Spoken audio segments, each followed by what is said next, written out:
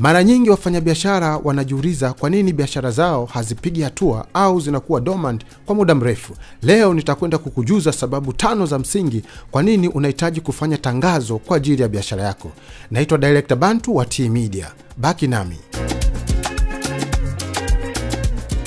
Namba 1, brand awareness. Unahitaji kufanya tangazo ili kuwafikia watu wengi zaidi kwa pamoja. Unapofanya tangazo, either unalirusha kwenye TV au kwenye redio au unalipromote kupitia social media, hii itakufanya uwafikie watu wengi zaidi kwa wakati mmoja.